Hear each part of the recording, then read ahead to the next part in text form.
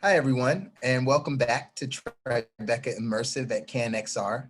I'm Loren Hammonds, Senior Programmer at Tribeca Film Festival, and I'm once again excited to be able to speak with a stellar group of artists today during our panel for the final day of the Marché.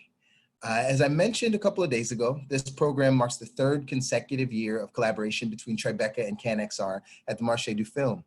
This year, however, looks quite different than in past seasons, because where we'd usually be sipping rosé on the beach, behind the palais, now we're all in our respective homes, connecting not only through Zoom, but also in the virtual world, thanks to a remarkable collaboration with the Museum of Other Realities, who have helped us to build a fully immersive exhibition of work that would have premiered at Tribeca in April had we not been indefinitely postponed by the COVID-19 pandemic.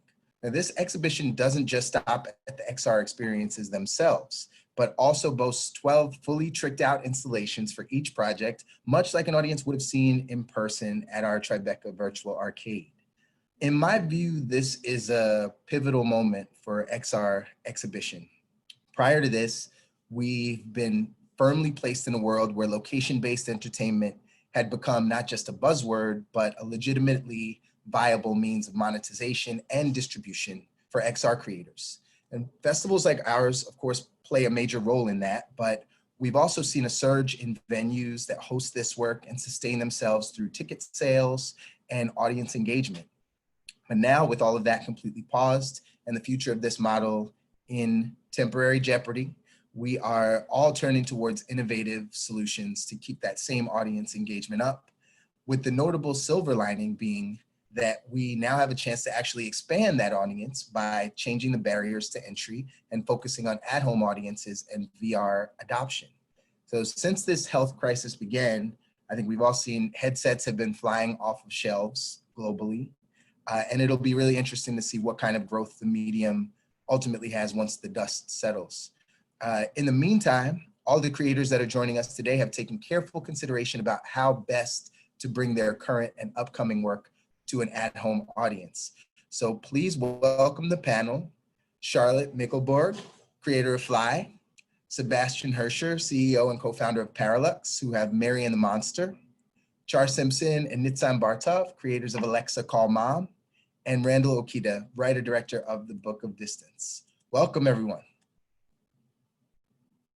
All right.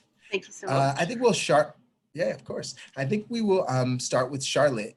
Charlotte, thank you so much for joining us today. Really good to see you. And I saw you in the virtual world the other night. It's great to see your face in person. Your piece, Fly, traces the history of flight from Leonardo da Vinci's inspiration as a young boy in the Tuscan countryside to the potential future of what flight might look like, you know, in the far off future, let's say, or maybe not that far off. But before we get further into it, let's take a look at a clip. So here we are, here's Fly.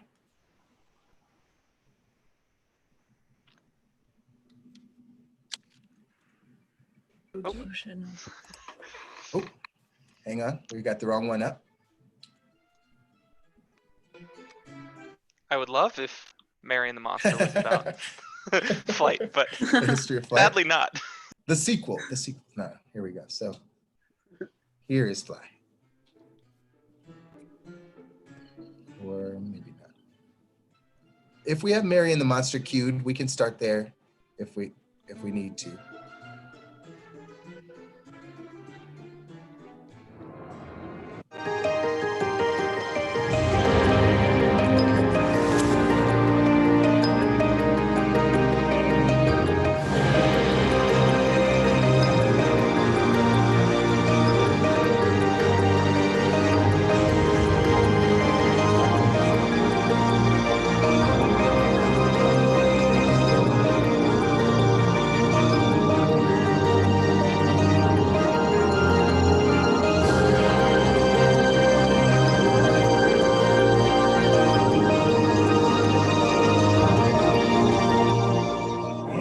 really dreaming in the field. You actually felt you were right there with them. Super, really, you really feel like you're flying. It's super. I thought it was incredible. The platform, the wind, the temperature changes, all of that stuff just makes it so immersive. It was amazing. It was really fun because when you were a bird, you could just fly really high and then you could just soar down.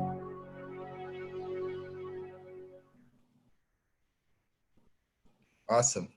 So I love that clip because it really captures the awe, that audiences have that aren't that familiar with VR, and they had a chance to see something that's really blown their mind at that moment. Charlotte, like I said, let's start with you and talk about Fly, because this piece, as you can see from that clip that we just watched, originally launched specifically as an LBE piece. And for that iteration, you worked with an Academy Award-winning practical effects team to design this brilliant sculptural motion platform with built-in haptics. We heard the woman speaking about temperature and wind and lighting, which you've called the egg. And it was the centerpiece of a major exhibit at the Saatchi Gallery. We were so excited at Tribeca when we planned to show this piece and bring the egg. And I still remember discussing with you the massive undertaking to ship the egg to the States. And we discussed it just literally right up until the shutdown, which now seems just incredibly crazy. But, right, doesn't it? But for this virtual version of the virtual arcade, you've come up with a really cool solution to recreate not just the experience, but also the exhibit in VR. So can you tell us a little bit about the two experiences? First, the one that launched at Saatchi and the one that's playing now in the Tribeca Virtual Arcade in the Museum of Other Realities, and how they're related? Yeah, sure. Obviously, like you say, and like you saw, the initial exhibit was motion, which was pretty key for me. I've always been completely fascinated by flight, as you might have heard in my rather comical Insta story. But I really just love this idea of getting the opportunity to, return that sense of awe and wonder to people, because you definitely feel like people have forgotten that what it really means that we get up in the sky, and so I felt like it wouldn't be meaningful to make that piece without at least attempting to give people a realistic sort of sensation that they were flying.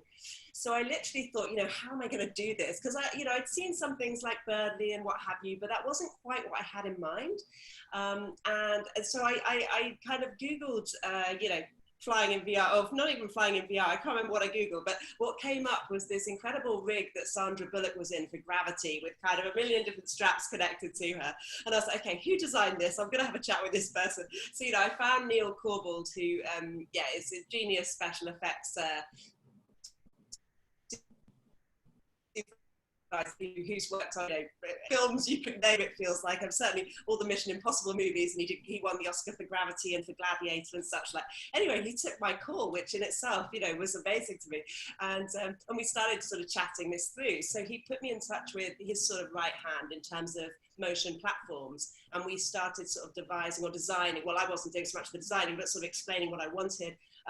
And we, custom built this motion platform that would as closely as possible mimic, the different sensations of flight we wanted you to have, including, at one point we were getting really detailed and, how did this model of the early airplane, feel in terms of the rumble and the this and the that, and it was great. And obviously you had all of that in the full experience. And you also had, like you say, you had the, you could feel the wind.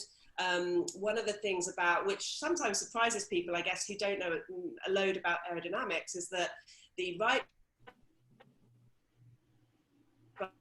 travels with their right flyer, because Kitty Hawk Beach, which you must Google if you don't already know where it is, it's on this really weird strip of land off the kind of coast of North Carolina, sort of set apart, and it's always incredibly windy. Well, I say always, maybe there's someone watching from there who's like, not always, on this one day in February, but it's pretty much always really windy, and they went there because you needed that in order to get this thing to kind of lift off. So we wanted the wind, to bring that, and we wanted the sun and some of the different, and the fire. So we kind of introduced heat. And then for me, scent is kind of all important. And I feel like we've probably all had some bad scent experiences. I don't mean in life, but which is also true. But you know, in Very VR, true. sometimes you just kind of get sprayed too close to your face or whatever, and you're kind of. And so you know, we worked quite hard with a company, a Swiss company called Givaudan, who actually make all the perfume and all the big brands. I hope that's not sensitive information. I don't think it is. Anyway, the junior perfumer who worked there, she worked with us to kind of develop these scents, and we'd say to her, we want soil, and she'd be like, do you mean a perfume inspired by soil? And we were like, no, we want soil, or we want petrol. It needs to you smell know. like dirt. Yeah. Okay. So, but she was brilliant, and in the end, you know, the scents were just so realistic, and because we had that beautiful egg, we weren't spraying it right, you know, too close to you. In fact, at times we had more the problem it was a bit too far from you. You know, we really wanted you to be able. Anyway, so you could, but for me, scent is so important because, you know, it's so many, we know it from practical experience. You know, you put the sun cream on your face and you feel like you're on holiday because of the smell, or, you know, someone passes you in the street and it smells like an ex-boyfriend or girlfriend or whatever, and it just kind of brings those memories flooding back. But I mean, scientifically, you know, that's very much proven that scent you know, has this massive impact that the other senses don't have on memory. So I do multisensory in my last few works, and I'll be doing it now in my next one. So yeah, so I was really nervous about adapting this for the more, to be honest, because obviously you kind of miss a lot of that, and that was a shame.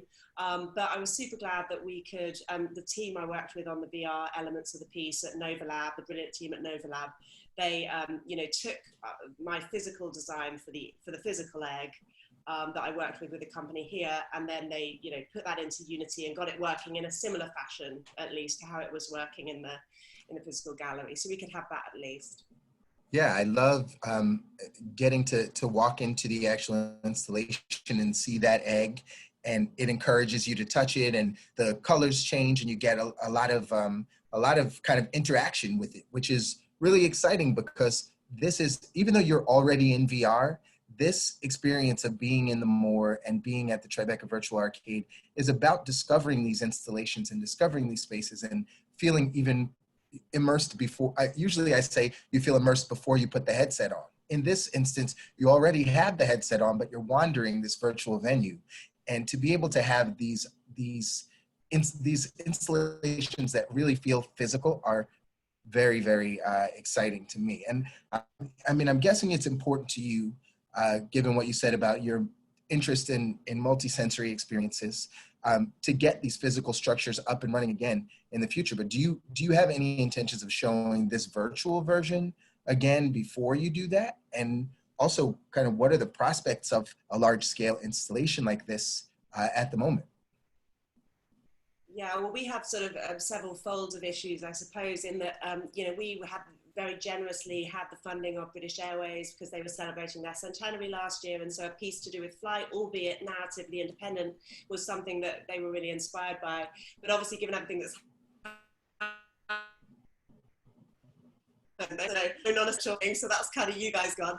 And then, you know, similar situation actually for Givaudan now, who would have taken us to the Geneva Film Festival, but again, sort of it's non-essential. You know, funding is just sort of being cut really across the board. So our current prospects for reinstalling it physically are a bit hazy, to be honest, which is such a shame. We did take it to Newcastle in the north of the UK for a couple of months after the Saatchi, so it did have that time. And we'll definitely continue to show it digitally.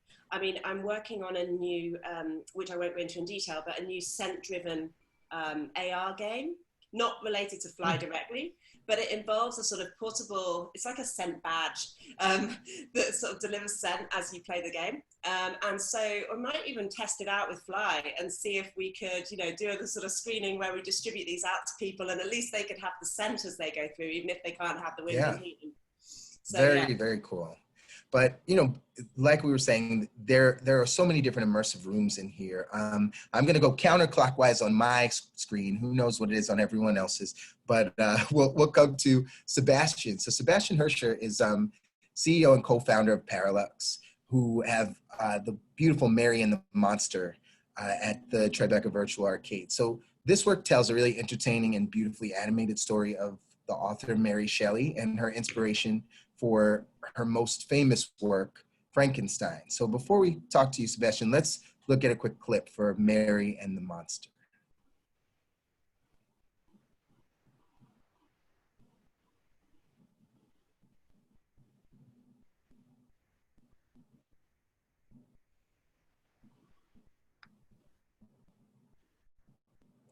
I think we're missing the audio on this. Very ominous music, very pensive, You concerned. could just narrate it. Yeah. Thunderstorm. Oh, no, that's repeating. Okay. Maybe it's repeating twice. We'll see. We're having some technical difficulties with the clips, but we'll try it one. Hey, there we go. Here he comes. There we are.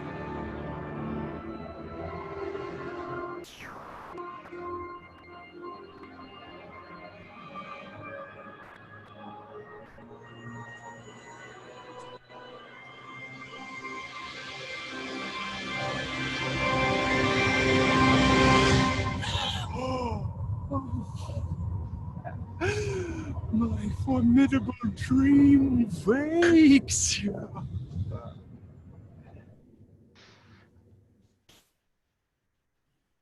Yes. So, Sebastian, Yeah. this is another really interesting adaptation to see it as it exists now in the Moor, because the initial version of Mary and the Monster was intended to be very, very different. It was intended to be presented in mixed reality at Tribeca as a tabletop theatrical experience for I think we were up to 16 simultaneous viewers. Yeah, on Magic Leap.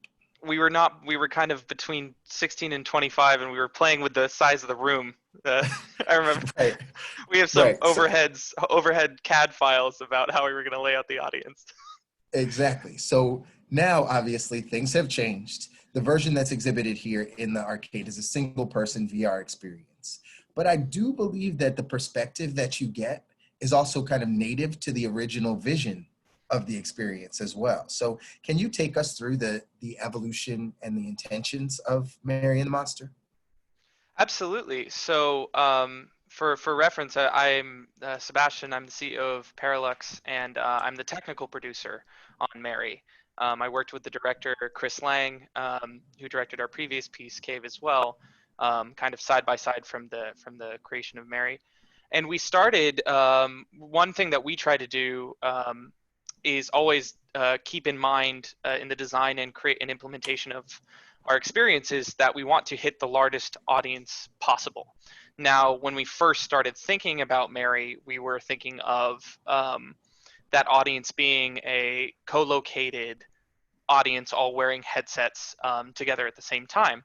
And we toyed with, are they in VR? Are they in mixed reality from the get-go? And we ended up landing on deploying on the Magic Leap as a third scale or half scale kind of theatrical shared experience.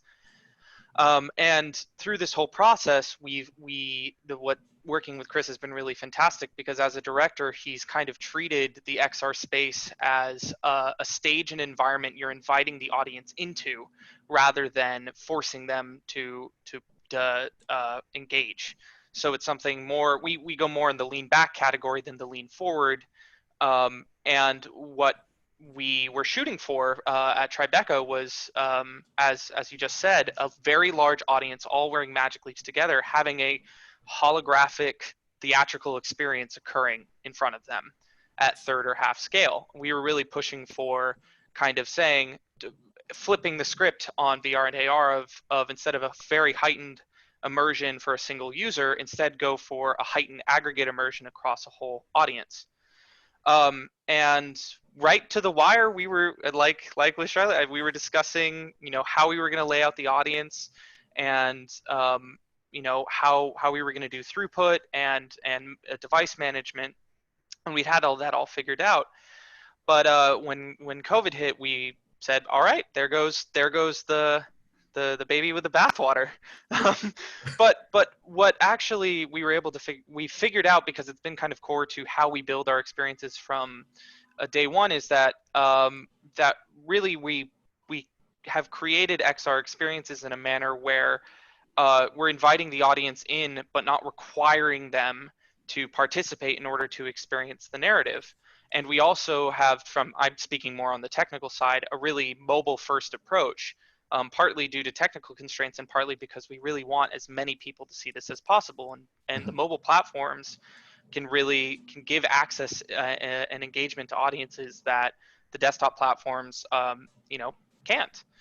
And what we did is, as COVID hit, we were basically going back to the drawing board and saying, how can we present Mary?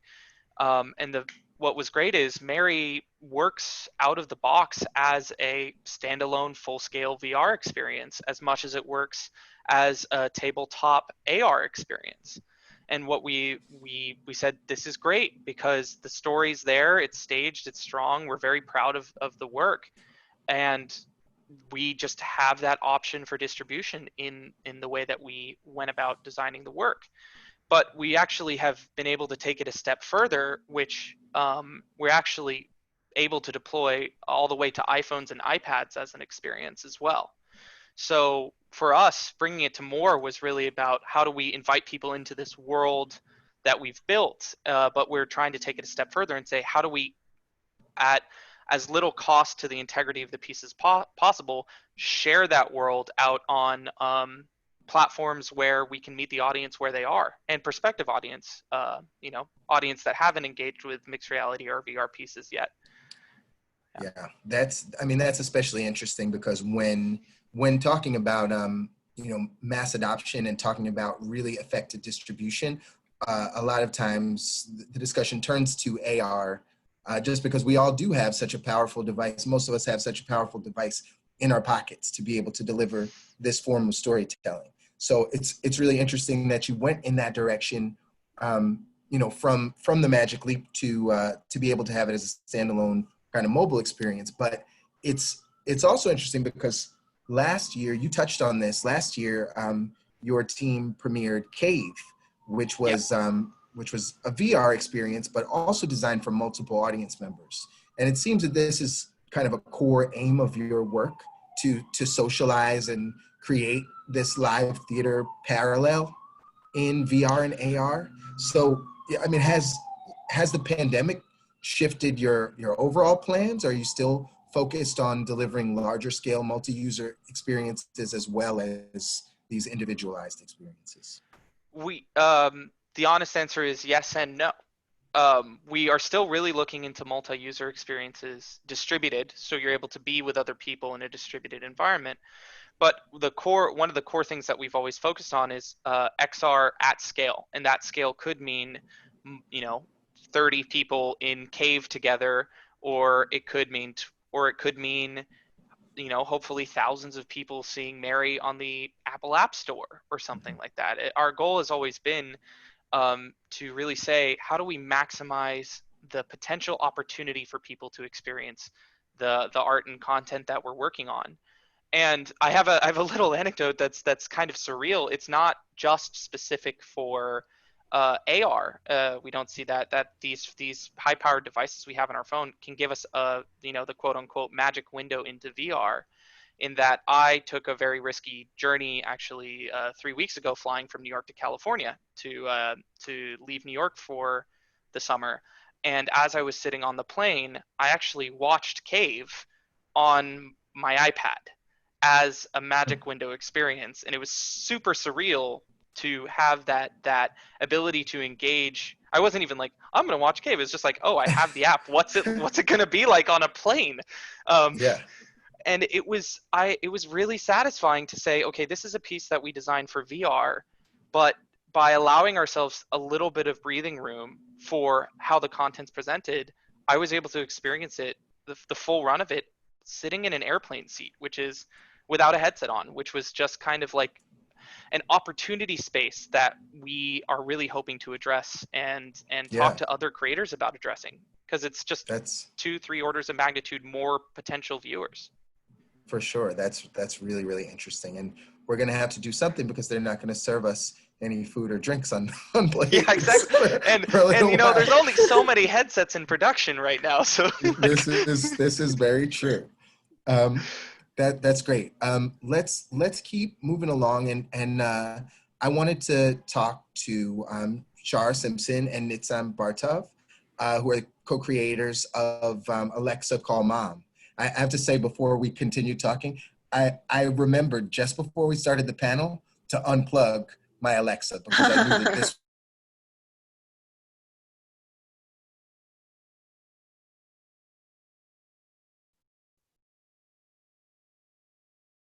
is not a headset experience. It's not a VR experience. And it very specifically uses the flagship Amazon AI assistant Alexa to tell this spooky and somewhat satirical story about communicating with the afterlife, while commenting on the sometimes absurd nature of consumerism. Let's take a look at the clip for Alexa Call Mom, and then we'll talk a little bit about it.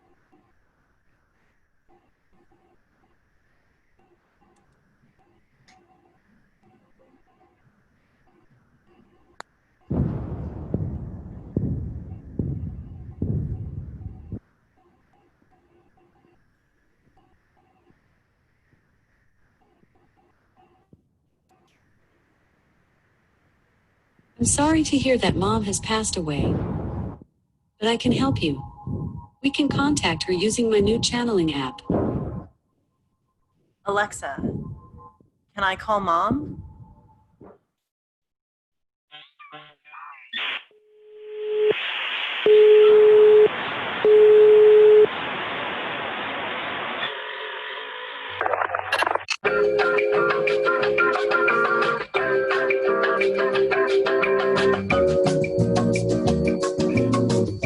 Are you enjoying the Beyond Life channeling service?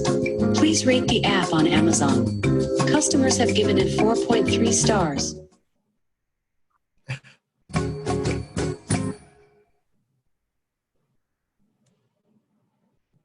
I love that clip because it really does give you a flavor of the piece. But like I said, this is not a VR piece, and with Tribeca Immersive, we try our best to showcase, really the best in immersive storytelling, and that's all the places where storytelling and technology intersect. And in your case, it was through this AI interaction.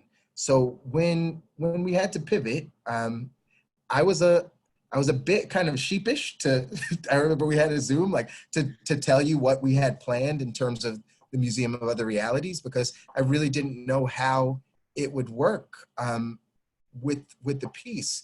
But, what was interesting is that both of you immediately started firing off like really interesting ways, things that I hadn't thought of. You had an idea at one point to use Zoom to allow audiences to interact with Alexa and discover the story. And then that's shifted now into a VR teaser where you really get the atmosphere of the piece, but it's more of a linear interaction. So can you talk about the process in creating the piece that we see in the museum? It looks so eerily similar to the setup that I saw when I went to your lab so many months ago, and it's really a lot of fun to get in there and have that experience. I think, yeah, maybe I have to say for us right now, it's not just, it's like the Alexa cinematic universe, you can call it. And that's why we felt there were so many ways for us to explore that you can interact with the story. But really, as some of the people here mentioned, I think that idea of wide distribution, the idea to share that kind of the nugget of the installation or the atmosphere with as many people as possible, knowing that they are going to be using the more, was a thing that really kind of made us choose that slice of the many possibilities that you get to experience with Alexa. And just in terms of your team and the members of your team that were able to pivot in this way, I keep saying pivot, but really just kind of iterate on this and create something totally different from what you had done. Like, how is, I could say you're lucky, but I think you're just incredibly talented to have that kind of skill set in your team to be able to make something like this. Who was it that led that charge into VR? I think it was really a major kind of adaptive group effort, because we, as a larger team with sound design and creative technologists, and we really felt that the tone and the humor and the sort of horror of the story could be translated into something that, exactly as you said, gives a kind of tone, because it's a story about disconnection, connection, and home, and convenience and comfort. So all of those ideas can still be played with in any medium. So when we were kind of like moving between the Zoom version and the VR version, we were thinking about what full immersion would mean for the people who were seeing our piece, and how important it was that they, as Nitzan said, kind of like were able to take a chunk out of the universe that is Alexa Call Mom with them. And so VR just felt like the right direction. Yeah, but we went through a bunch of different iterations in an effort to find that for sure. Yeah, I mean, one of the things that really fascinated me about this project, even when we first met at IDFA and I got a chance to see a little teaser of it there in person with the actual device, is that you had discussed bringing this to an at-home audience from the beginning as an app for Alexa herself. So can you elaborate on that? Well, the idea all along was we had to learn to tell stories for Alexa, for this medium. So instead of going to the larger scale distribution as a start, we thought, what if we can create the perfect environment, the perfect installation? Let's have this protected environment to learn how to create this type of stories for Alexa. And now moving forward, this everything that's been going on has pushed that process forward, and showed us how important it would be actually to take this to have every home and to realize the full potential of Alexa. But we're still learning. We're just experiencing that transition from moving between a very curated environment where it's so curated that we get to show you this in VR and make you feel like it's the thing that you saw in real life, to some place where we have no control over. I mean, I love that about you using this medium too, because like I said, I mean, I have Alexa in my house and I generally use her for like set an alarm or to play music. But my kids, on the other hand, do use her for interactive storytelling quite a bit. They have their favorite apps that they use. And I think that this could be a really great thing to bring for adult entertainment at home. Not that kind of adult entertainment, but you know what I'm getting at.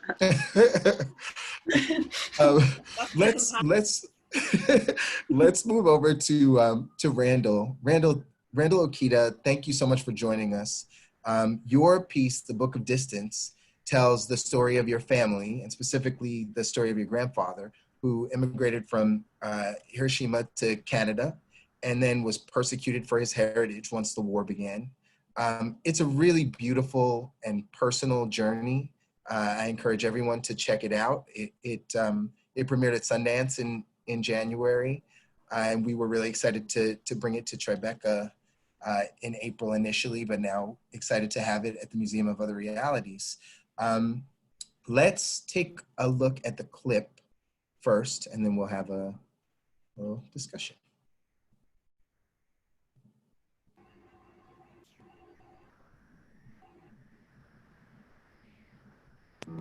As a contribution to the widespread discussions of what lies ahead, the CBC presents John M. Ewing. What I am setting out to discuss tonight is the problem of the Japanese in Canada. Japanese traditions are so wholly unlike our own, and in many respects so antagonistic to our own, that many generations must pass before they are extinguished. Even a single family, when it cannot be completely absorbed into the surrounding Canadian community, will cling to its Japanese language and traditions. the Japanese communities must be so broken up as to be completely eliminated.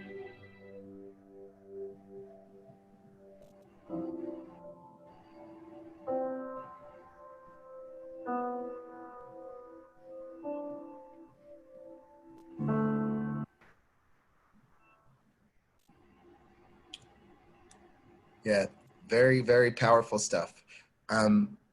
You know, I think we met many years ago in Canada, actually, and I saw a very early, I can't even say an early version of this because it's so wholly different than what it is now.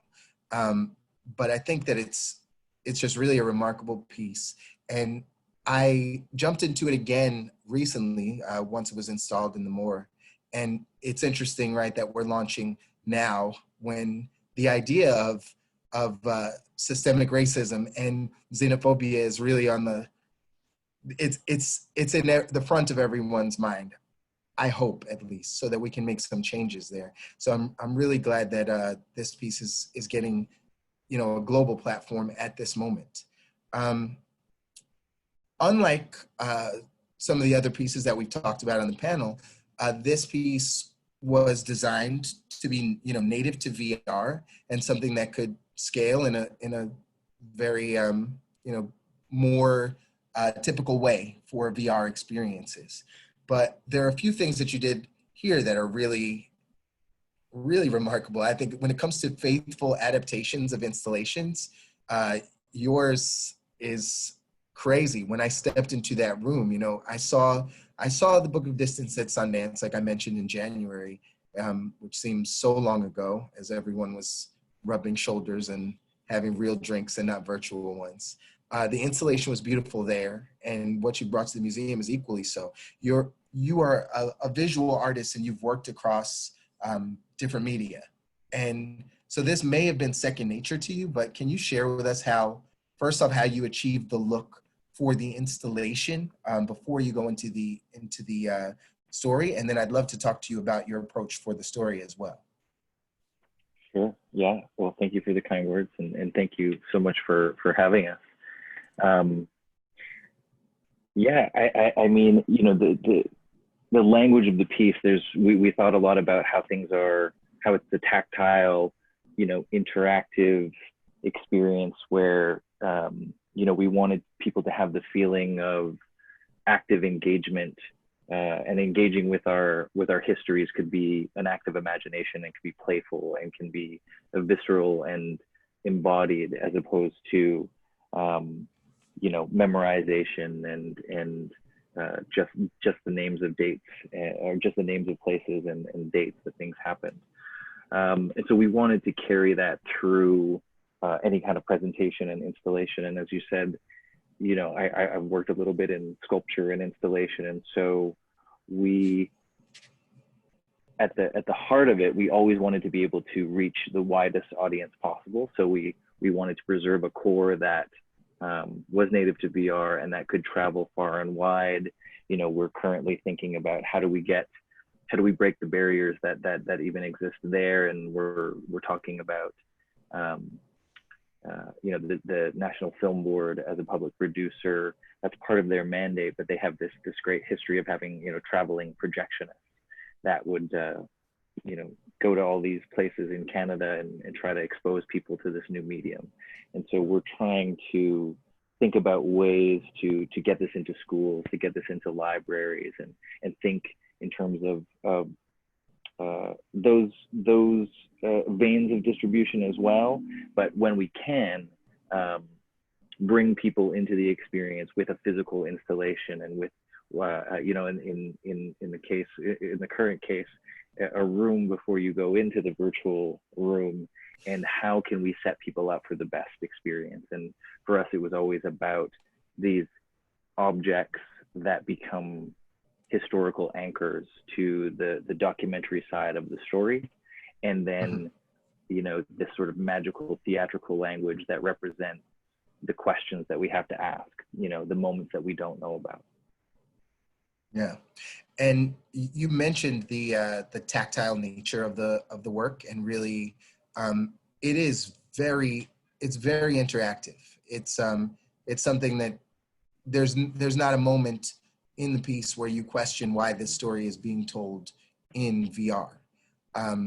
Yet it was always intended for wide audiences. So I'm just wondering, when you talk about bringing it to schools and you bring up that kind of those kind of ideas of spreading it to new audiences, what are the means that you can really take to kind of break through those barriers of entry and allow those audiences to have have this experience in the way that it's intended? Yeah, I mean, these are good questions that I think we're all asking. I mean, for us right now, we're sort of asking those questions and looking for partners, whether it's the library system or the school system. But I think at the core of, what I was excited about in terms of this medium is the intimacy. So it was still always intended as one person at a time. And, there's a virtual version of me, of course, in the story. And I'm bringing you along as I'm sort of asking these questions and trying to know more about my grandfather's story. And I think that the experience of sort of almost a one-on-one conversation that transforms into a world that is, embodying these moments of imagination, and the level of intimacy that you can achieve in a story with one audience member at a time is something that we want to preserve while sharing it with as many single audience members at a time as possible. For sure. So we're not going to move on to questions just yet, but I wanted to kind of broaden the scope, take a bird's eye view for a second of everything that's going on in our world, right? There are concerns about location-based entertainment moving forward, especially as it relates to VR, but even beyond. And I think the necessity of really airtight and effective sanitization for shared equipment and all of that is really important. So all of the equipment that we're using, that every one of these pieces is using, from headsets to phones to tablets to even, the installation and those tactile pieces are really intimate, right? I think creators would prefer that audience members think about the story that's being told as opposed to thinking that they're at risk for like a communicable disease, right? So what are your thoughts? This is a lightning round. I know it's a big question, but what are your thoughts on ways to kind of ensure comfortability and safety around your respective projects and your projects moving forward? And anyone can hop in here and give me your thoughts on this. I'll happy to jump in. Or Nitzan, were you saying something? Yep. So to be kind of frank about it, we aren't going to tackle projects that don't have a digital form of distribution option moving forward. It's just in designing and working with projects, having physical installations as an option and leaning into the UV sanitization. We when we were doing large scale installations, we always were sanitizing every headset after every showing. That was part of because we were doing 16, 20 people, 30 people at a time. We just did that by protocol. But from a creative and from a technical standpoint, I think the approach has really been made it clear that you need to have a digital distribution option, because it's very likely you need to come to where the audience is, have that opportunity, as well as invite them in. Does anyone else have any thoughts on this? Yeah, I mean, I thought about several, possibilities, including, like Sebastian mentioned, like the ultraviolet option, although those machines are obviously extremely expensive. I mean, Fly, for example, is only one person at a time. So actually the possibility of sanitizing it is that much more feasible than an experience that's kind of a social VR thing with, let's say, 12 headsets at a time. And I considered whether people just came along or not, they came along with them, but we provided the kind of rip-off mask bit, that just attaches to we're using a Vive for Fly, so just attaches to the Vive. But then I was starting to get concerned we're seeing masks and gloves kind of in here. I don't know if it's a lot in New York, for example, but you don't want to contribute to that problem either. So yeah, I mean, clearly digital means of distribution seems to be the way forward for now. My next project is, as I mentioned, an AR-based project that everyone will access through their own mobile device, which kind of, gets around that for sort of the immediate future and what I'm creating. But it's really an interesting question, and I feel like one that no one quite has the answer to yet, how we will, because it would be fun to get back to location-based entertainment. I think that we were all really enjoying where we got to, both as creators in that space, but also in terms of, people coming along were just really having a great time doing it. And obviously you don't have to own that expensive headset to come and, pay your $20 or, maybe less, maybe more, to just do that one-off, special experience. And so, I'm certainly very hopeful that it doesn't take, that this isn't an indefinite place that we're in right now, but.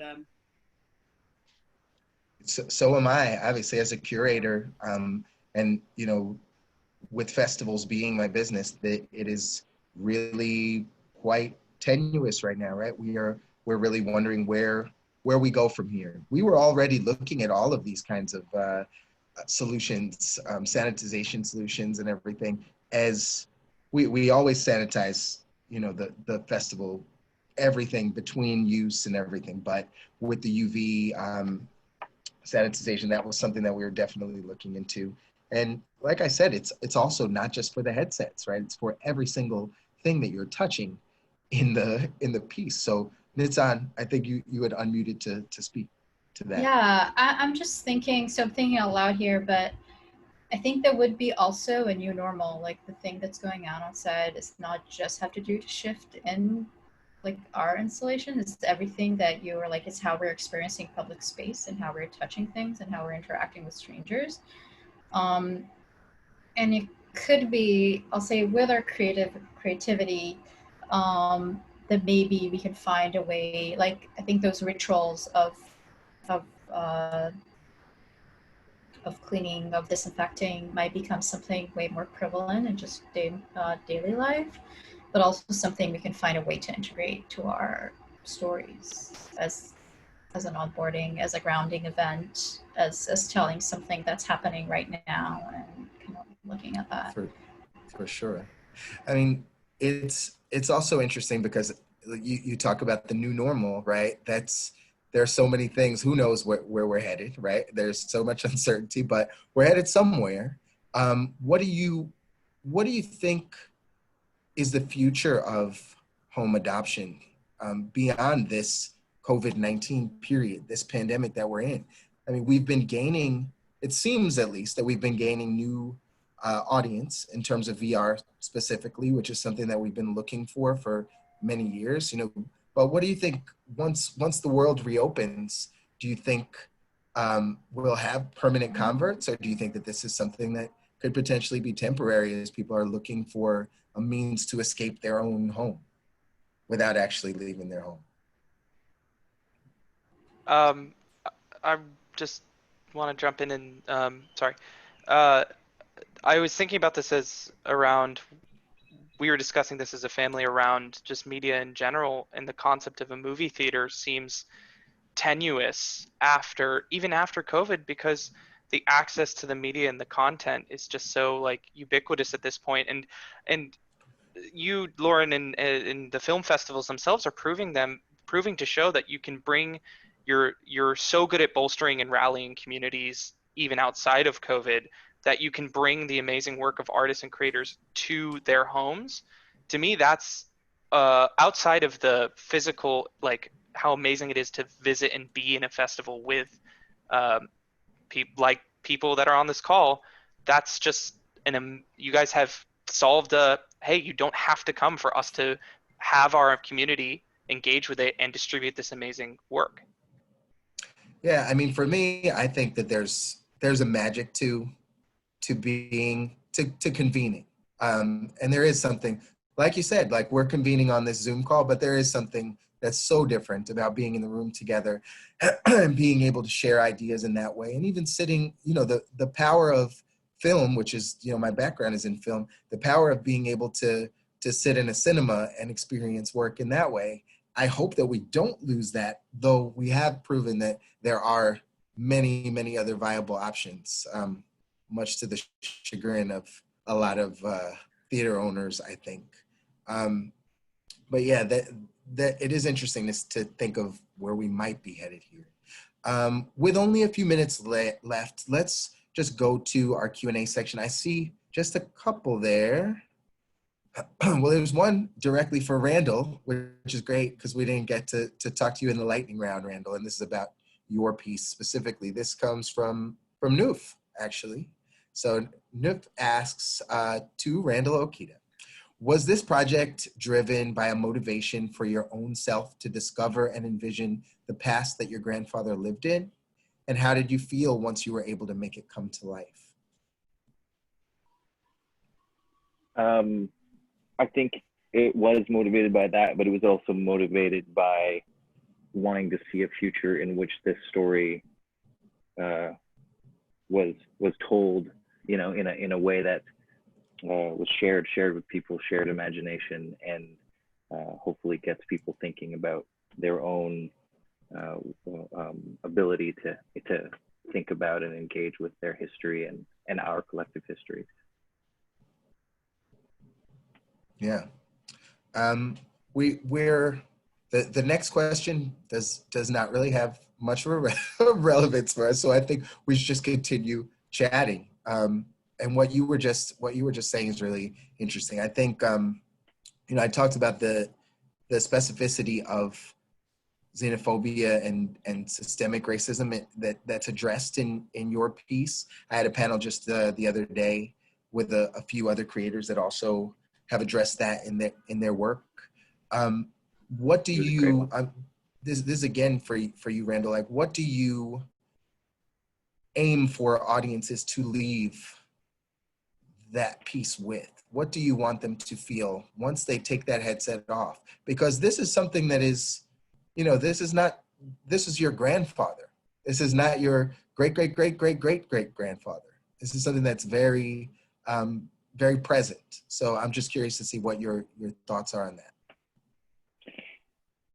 I mean, a lot of things. I mean, you know, at one level, I hope that people feel like they got to hang out with this great human, this great hero of mine who was so quiet, and, you know, to be in his presence was something special. So on one level, I just hope that we can take away a little bit of that and in me talking about that and sharing that.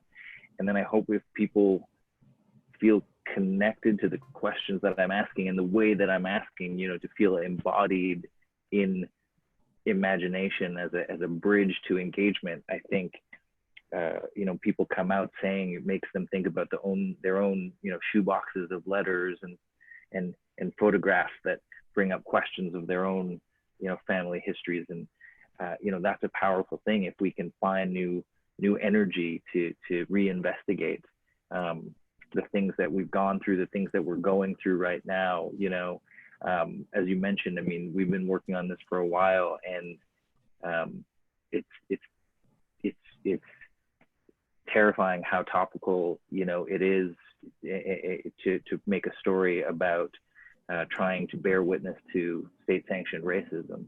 And you know, anything that can contribute to that conversation, especially in this current world and the things that we're doing, the technology that we have, the imagination that is shared amongst the people that are part of this festival that are on this call. You know, I think anything we can do to keep the conversation going and energized is crucial. Agreed. So one final question to everyone, because this is something that, like, I always want to get to ask it, and then I've done a bunch of panels like since the pandemic started, and I always want to get to ask it, but we get all wrapped up. How are you all staying creative in this climate?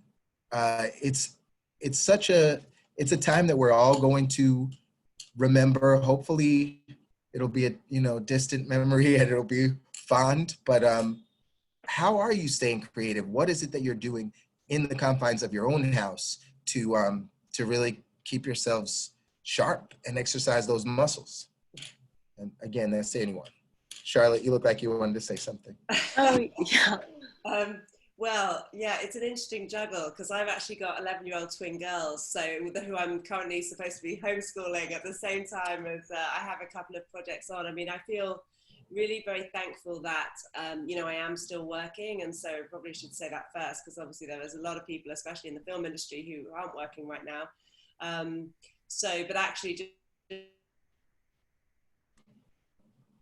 trying to, because with this country, I speak for the UK and say that it's a very odd system we've got going. You know, we're going to have the pubs reopening next week, and yet schools still aren't properly reopened. It's like, I feel like we might have got, you know, our priorities a little messed Something's up. backwards, But yeah. from my own point of view, yeah, I'm escaping actually to another location at weekends to get some, you know, sort of writing and story mapping and that kind of work done, because it's just, yeah, it's not possible, unfortunately, in you know, the homeschool environment. But I've actually really enjoyed it as a, I guess, just a time for everything to slow down, even though it's busy at home. Just the not traveling, actually. I mean, I totally missed South by and Tribeca, and those are amazing events, obviously. But the sort of it just takes so much, it adds so much time to your day when you're not getting on trains in this country, but also on endless flights. And, you know, I it's a great deal of good ferment by actually coming off those flights. So I think I've tried to sort of tune down the amount that I travel. I've gone back to nature a little bit, doing a lot of gardening, like all good Brits, growing 18 of my own fruit and veg. But sorry, that wasn't the question. This is the panel. So let me let someone else talk about something more relevant. If that works, though. Yeah. Nitzan or Char, did you want to? Yeah, I share? think yeah. Something that's really galvanized me is how the creative community has really banded together. And Loren, this is like also directly thanking you for continuing to move forward with Tribeca and partnering with CAN and giving us the opportunity to present them more. I think one really interesting fact, and this is because Nitzan and I are working on Alexa, which is like an at-home based experience, thinking about what at home really means to us and kind of unpacking convenience and comfort and complacency within the home and within a safe space, and how to introduce an experience into that space when the experience, because when you're introducing, when users are in an installation, they're kind of coming in there and like trying to be a good user so they can sort of experience things. But when you have an experience that's entering their private space, I think we're going to find that we have a really different kind of user and a really different kind of sort of playing field. So thinking about that a lot, and thinking about our private rituals, and then also private rituals in terms of public safety, it's been an interesting exploration, I have to say. I have no like hypotheses or conclusions that I've come up with yet, because we're still in the midst of it. But yeah, we're so in it, yeah. I hear that. Sebastian, how about you? I'll come to the table as the non-creative, the technical creative. I found, even just recently, taking a little bit of time, and for me, my creative is engineering and contributing to an open source project, something that doesn't belong to me, and I can just give a little bit of my time to it, be it a creative project, helping students, or just that one moment for me. Last Wednesday, I was really down, and I said, you know what? I'm just going to take 2 hours and I'm going to do this engineering project that I'm then going to give out open source. And it was, to me, that's just helped me basically feel like I'm contributing to the community while also just flexing the skills that I've trained and have. And it's been really, really helpful. That's great. Randall, we have 1 minute left. Did you want to share anything before we take off? I love what everybody said. I feel the same thing, kind of a combination of Sebastian and Charlotte, you know, gardening, doing things with your hands, and yet talking that, you know, if there's a community you can engage with. I mean, I'm certainly out there trying to contribute a little bit and just get outside of my own head when I can, I think. And it's lovely to just hear how everybody is kind of focusing on staying healthy and regulating. I feel like that's what we have to do. Absolutely. Well, I want to thank you all so much for joining me today. This was a really great conversation. I love the opportunity to speak to you on Zoom. I'd love even more the opportunity to be able to speak to you in person sometime soon. So everyone, please just stay safe, stay healthy, stay at home if that's the order. If it's not, then get some fresh air. And thank you all to the home audience right now that's watching the panel. Thanks to everyone who has supported Tribeca and supported CanXR. I want to encourage everyone, again, everyone who has a tethered headset, a Rift or a Vive, or a Quest with a tethered cable, to download the Museum of Other Realities on Steam and get in there and see these experiences, because they're really, really remarkable. And I am humbled and really, really just so excited to be able to present them and provide that platform. So thanks again to everyone, and have a great evening or morning, wherever you might be on the globe. Thanks. Thank Thanks you. for having Thank you us so on. much, Thank you, Loren. Thank you, Loren. Congratulations, everyone.